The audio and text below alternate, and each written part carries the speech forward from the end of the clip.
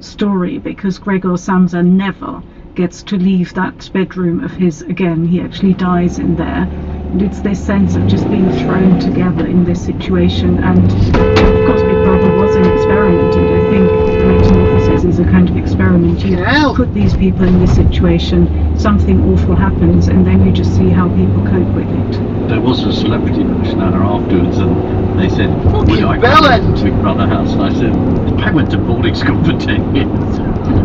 I don't have to do this again. Yeah, you might have been very well equipped to survive, because before I went in, I'm from a big family, 7 children, and we lived in a small house, so I knew how to work around lots of people. And then I spent time in a convent for a couple of years, and so lived with lots of different women in 2 different house setups. I knew how to work it. Yeah, you may well do. You may have money.